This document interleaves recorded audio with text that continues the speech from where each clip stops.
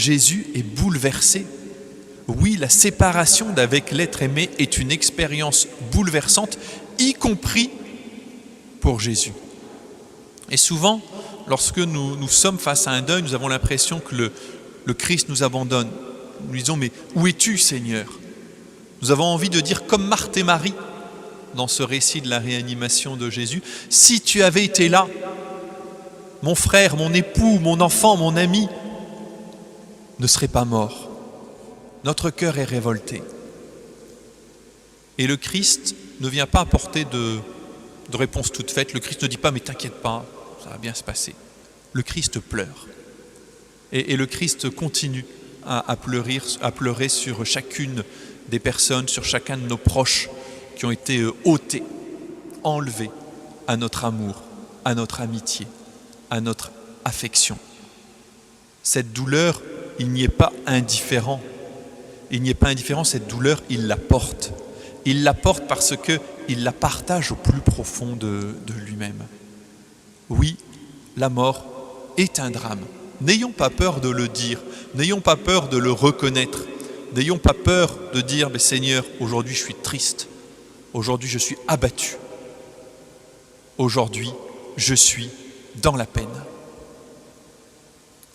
Et dans le même temps, toujours si je reprends ce récit de la résurrection de Lazare, nous voyons, ou plus exactement nous entendons, cette parole du Christ au cœur de cet évangile, « Je suis la résurrection et la vie ». C'est-à-dire qu'au cœur de l'expérience de la séparation, au cœur de la déchirure, retentit cette bonne nouvelle, « Je suis la résurrection et la vie ». Pour nous, la vie éternelle, ça n'est pas une vague promesse. « Oh, t'inquiète pas, il y a quelque chose après ». Quand on fait un sondage, pour vous, qu'est-ce que c'est que la vie éternelle ? C'est on espère qu'il y a quelque chose qui se poursuit. C'est bien plus que cela. La vie éternelle, ça n'est pas un quelque chose après la mort. La vie éternelle, c'est une rencontre. La vie éternelle, c'est la présence du Christ vivant, du Christ ressuscité. Il est en sa propre personne la résurrection et la vie. Et donc comprendre ce que peut bien signifier ce terme, vie éternelle, revient pour nous à poser notre regard vers le Christ. C'est ce que je vous propose. D'abord, penser, être en communion avec nos défunts, le défunt, les défunts pour qui je prie plus spécialement cet après-midi. Ils sont là, bien présents dans la communion des saints. Et deuxième étape, poser le regard sur le Christ. Au cœur de notre foi, il y a cette affirmation, le Christ est mort, il est ressuscité, il est vivant. C'est ce que nous célébrons chaque année à Pâques. C'est ce que nous célébrons chaque dimanche au cours de la célébration eucharistique. C'est ce que nous allons célébrer aussi chaque dimanche, dans ces dimanches qui arrivent, où nous n'aurons pas la possibilité de participer physiquement à l'Eucharistie, à la messe, mais bien par les écrans, par notre méditation personnelle des textes, par notre chapelet, par notre prière, nous allons nous unir à cette grande célébration dominicale, la célébration de la résurrection. Le Christ est vivant, le Christ est ressuscité pour donner à chacun d'entre nous la vie en plénitude. Parce que le Christ n'est pas simplement ressuscité tout seul. Si le Christ est ressuscité, c'est pour nous entraîner à sa suite, pour que, avec lui, comme lui, nous vivions. Alors ça, nous le proclamons dans la foi, mais c'est un petit peu plus compliqué à réaliser, à mesurer concrètement. Pourquoi c'est plus compliqué ? Parce que le Christ est ressuscité il y a 2000 ans, et depuis 2000 ans, continuent à survenir les drames.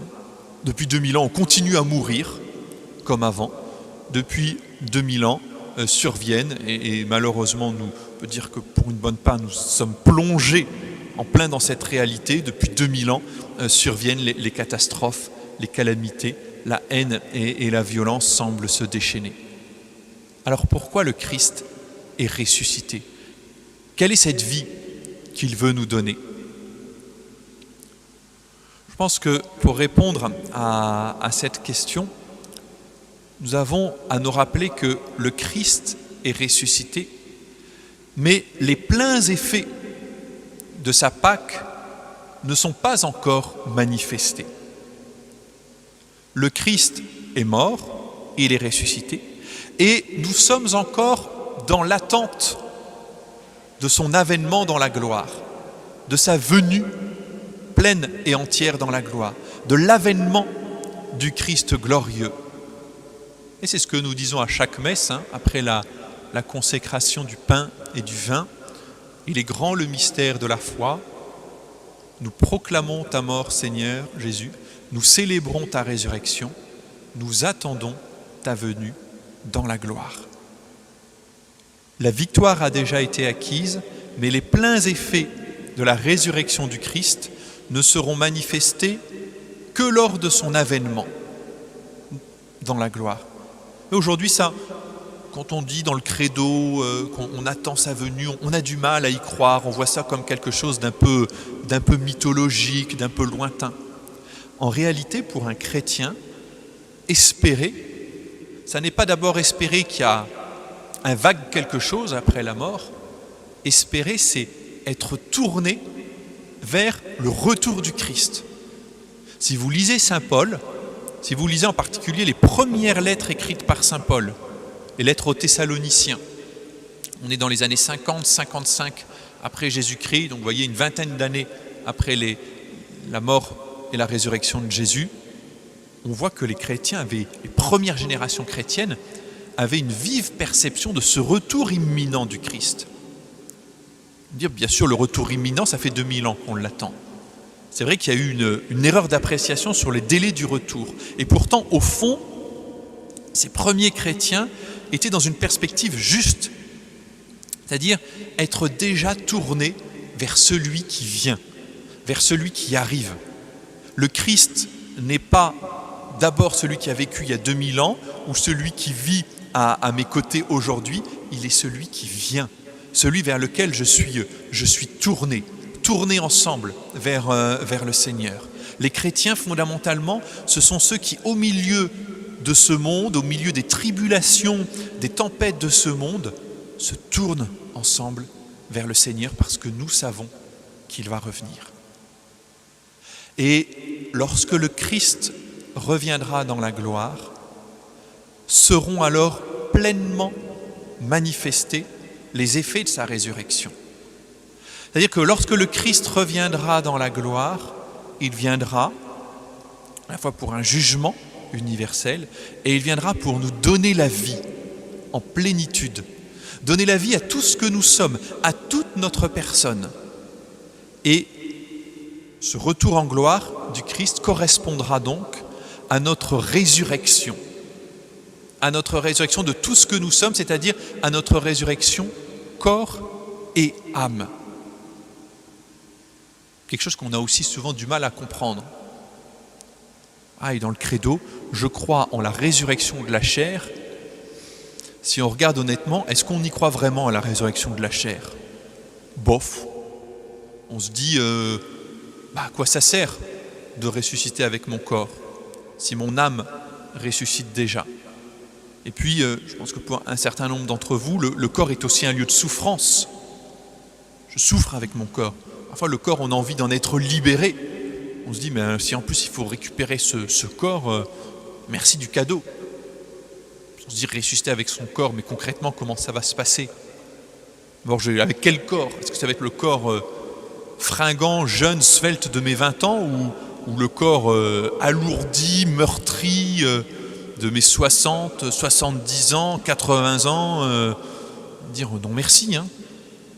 Et puis ressusciter avec son corps, vous imaginez, c'est tous les chrétiens, c'est tous les hommes qui ont vécu depuis les origines ressuscités avec leur corps. là, on va pas trop respecter les gestes barrières et la distanciation sociale. On va plutôt se retrouver assez serré là. Ça va être assez compliqué. En fait, sur toutes ces questions, dès qu'on cherche à se représenter le comment, on fait fausse route. Dieu ne nous a rien dit sur le comment concrètement ça allait se passer. Je dirais, la Bible, sur tout ce qui concerne la vie éternelle, ne nous donne pas un reportage sur le comment, mais nous explique le pourquoi. Et toutes les pages de l'Écriture sainte qui nous parlent de la fin sont à lire comme celles qui concernent le début, la Genèse. Si vous lisez la Genèse en cherchant un reportage précis sur le comment les choses se sont passées, vous faites probablement fausse route. Le récit de la Genèse, de la chute, ça n'est pas un reportage journalistique sur les premiers jours de la création. Mais si nous lisons ces pages en cherchant le pourquoi Dieu a créé le monde, pourquoi Dieu a créé l'humanité, alors là, ces pages s'éclairent et nous délivrent une parole toujours actuelle. De la même manière, si nous cherchons dans la lettre aux Corinthiens, dans l'Apocalypse, des indications sur comment ça va se passer à la fin des temps, à quelle date, si on fait tel calcul, on voit qu'il y a tel chiffre et donc là on y arrive, etc. On fait fausse route. Mais si nous cherchons une explication sur le pourquoi, nous saisissons, nous accueillons cette bonne nouvelle que Dieu veut nous donner la vie, veut donner la vie à tout ce que nous sommes, à notre âme qui est le sanctuaire de notre corps, qui est le lieu où se vit le lien avec le Seigneur, l'âme qui est la partie la plus précieuse de notre personne, mais aussi notre corps. Et à la fin des temps, le Christ voudra donner la vie à tout ce que nous sommes, à notre personne dans son entièreté. Et donc oui, nous serons appelés à ressusciter, à vivre avec notre corps. Comment sera notre corps? Nous n'en savons rien. Et le corps du Christ ressuscité, c'est très étrange. Dans l'Évangile, on le voit manger, partager un repas avec ses disciples, et dans le même temps, ses disciples ne le reconnaissent pas tout de suite. En tout cas, il y en a une. Il y a une personne qui nous précède dans ce chemin de la glorification avec tout ce que nous sommes, de tout ce que nous sommes, notre résurrection, corps et âme, c'est la Vierge Marie. C'est ce que nous célébrons le 15 août, chaque fête de l'Assomption. Marie élevée corps et âme dans la gloire, Marie est dans la vie éternelle avec son corps, comme chacun d'entre nous sera appelé à l'être à la fin des temps.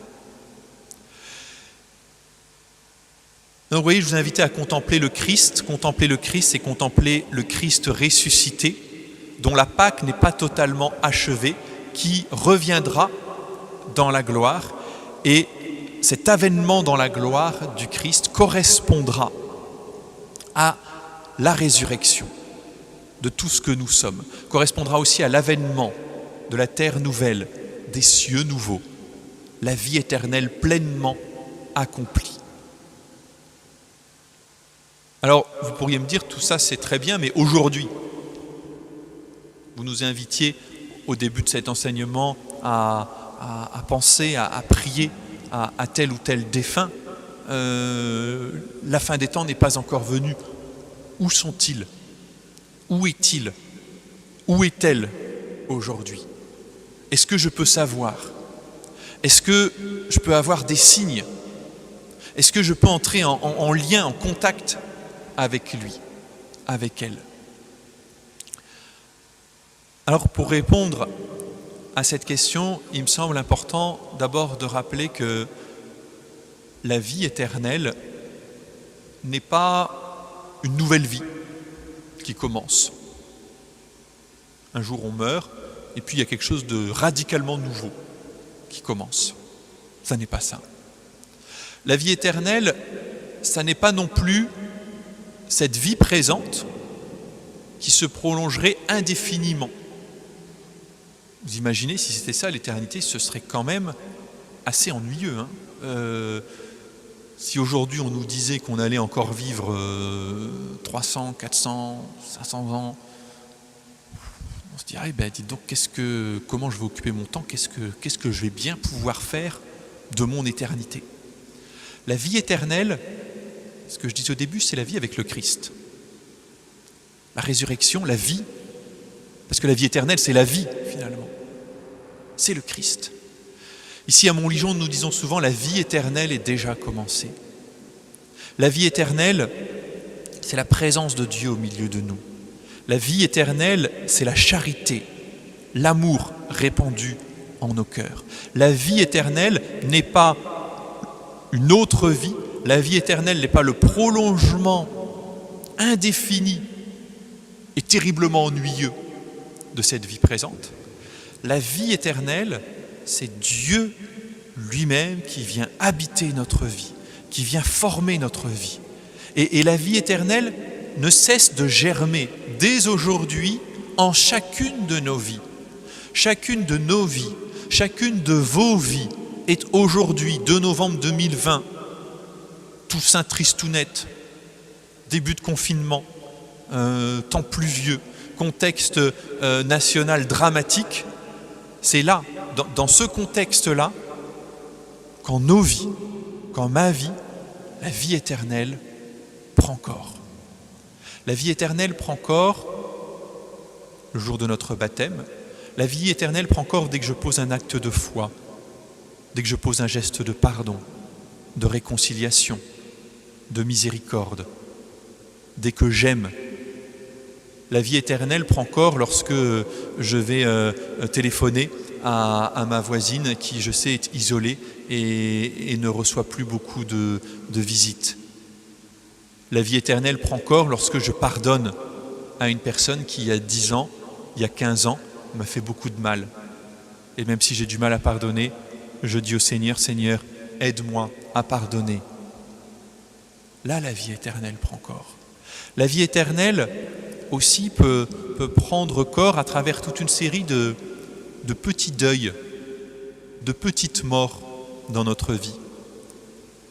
Plus on avance dans la vie, plus on se rend compte que on a des deuils à faire. J'ai voulu fonder une famille et puis voilà, les aléas de ma vie affective ont fait que j'ai pas fondé de famille. C'est un deuil. J'ai voulu transmettre la foi autour de moi, à mes enfants.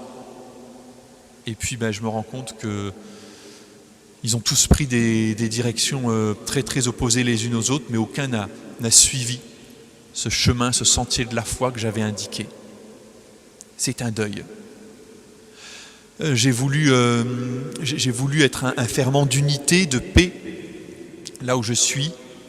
Puis j'ai l'impression que, au travail, avec mes proches, tout est explosé. On n'arrive pas à s'entendre, on n'arrive pas à se parler. C'est un deuil. Évidemment, le départ d'un proche pour la maison du Père, c'est un deuil. Et donc dans notre vie, il y a toute une série de petites morts.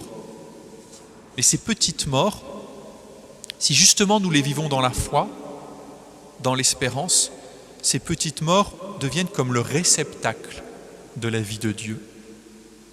Je t'offre cette incompréhension, Seigneur. Je t'offre cette souffrance, je t'offre cette révolte, je t'offre mon chagrin.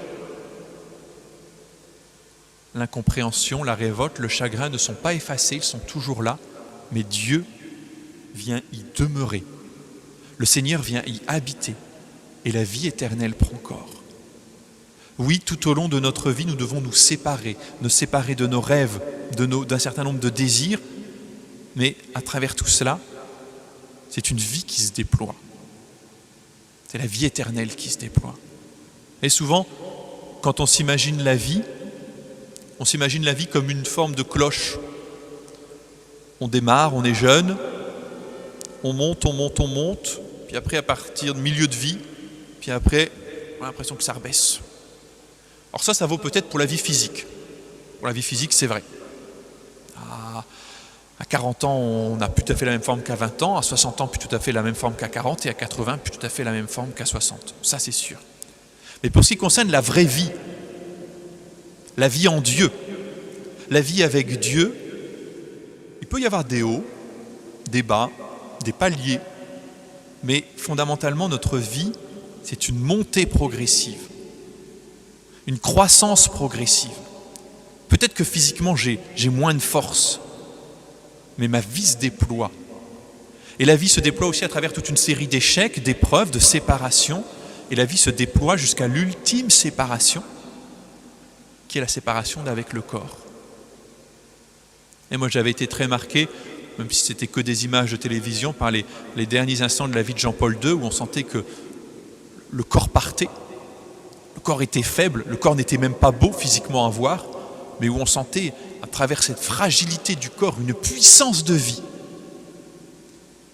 une force de vie qui se déployait.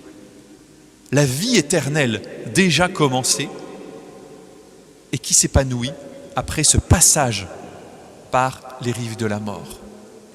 La vie éternelle commence dès ici-bas et s'accomplit pleinement dans l'éternité. Alors là, vous pourriez me dire, ou en tout cas me faire une deuxième objection.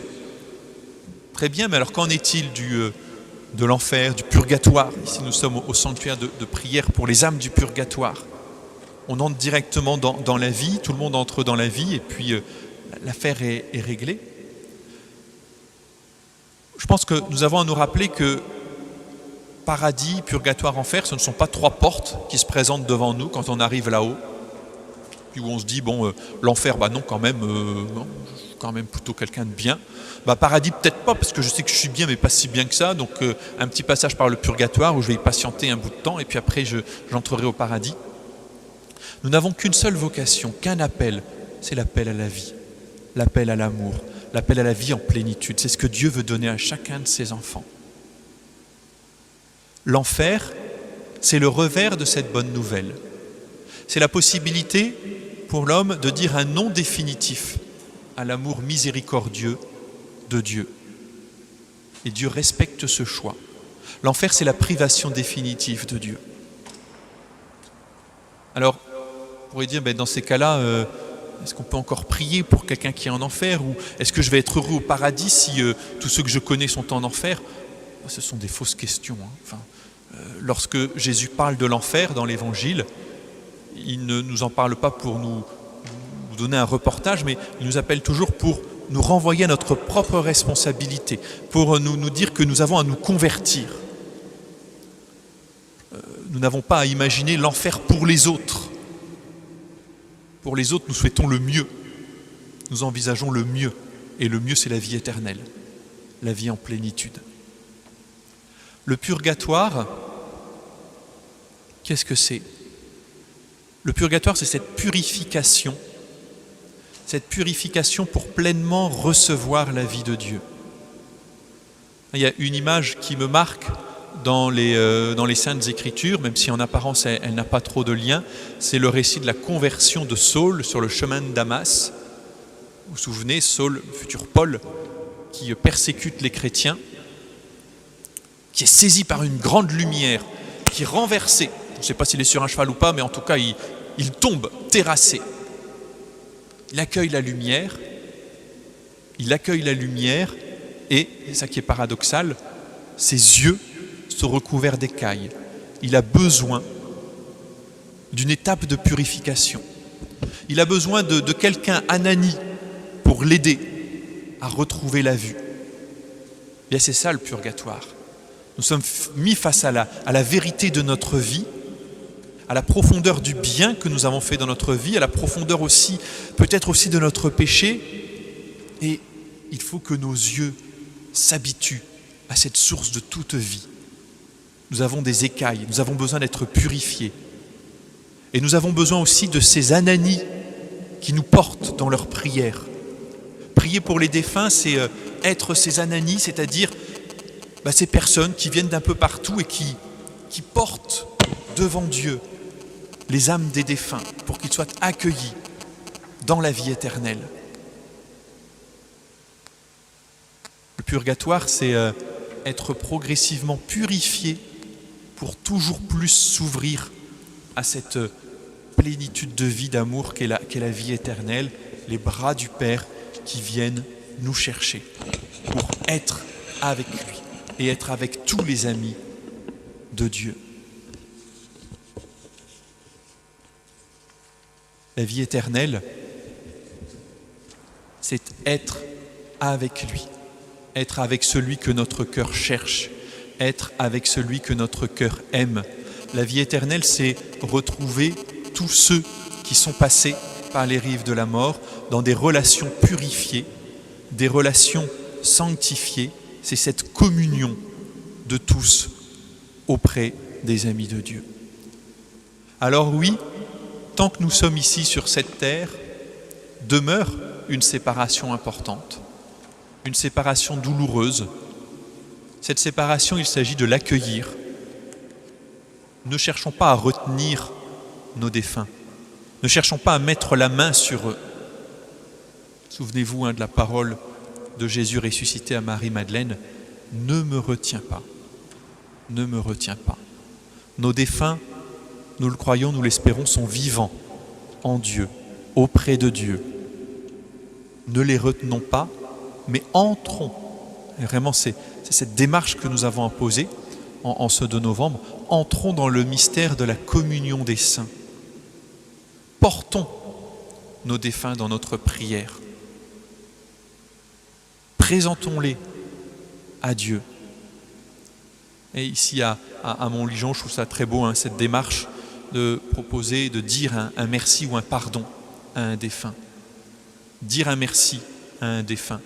Accorder un pardon à un défunt. Demander pardon à un défunt. C'est une manière de le confier au Seigneur. C'est une manière pour lui que puisse s'achever en lui l'œuvre de l'amour qui purifie. Et puis nos défunts, nous pouvons prier pour eux, et dans le même temps, nous pouvons les prier aussi. Les prier parce que notre espérance est aussi qu'ils sont dans la vie éternelle auprès de Dieu et qu'ils peuvent intercéder pour nous, comme les saints canonisés. De notre point de vue, ça peut paraître paradoxal de prier pour eux et de les prier, mais pour Dieu qui est dans l'éternité, et sachant que le purgatoire ne se compte pas selon notre temps terrestre, ça n'a rien de contradictoire. Donc nous pouvons aussi les prier, leur dire aujourd'hui j'ai pas trop le moral, viens m'aider, viens me secourir. Aujourd'hui je te confie cette rencontre un peu difficile, cette situation compliquée.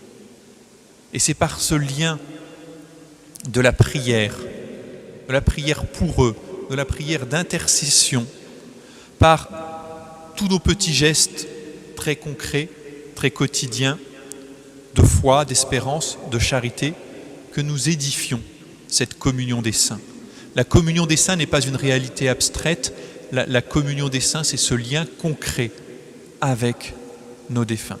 Bien, puissions-nous tous, en ce 2 novembre, nous ouvrir très largement, ouvrir très largement les portes de notre cœur pour que s'ouvrent aussi les portes du ciel, pour que tous les défunts jouissent sans cesse de la vision bienheureuse et pour qu'ils puissent en retour déverser sur nous qui vivons ces moments troublés, ces moments difficiles, eh bien cette pluie de bienfaits, cette pluie de grâce où déjà nous préparons notre cœur à cette rencontre finale. C'est ce vers quoi nous allons, c'est ce que nous croyons, c'est ce que nous espérons, c'est sans doute ce qu'il y a de plus beau dans notre foi, c'est ce qui continue aujourd'hui à faire vivre, à faire tenir chacun d'entre nous, chacun d'entre vous au cœur de cette période si difficile que nous vivons.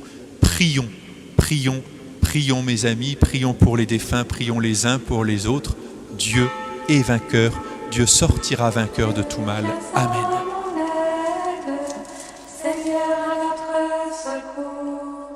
Gloire au Père et au Fils, au Saint-Esprit, au Dieu qui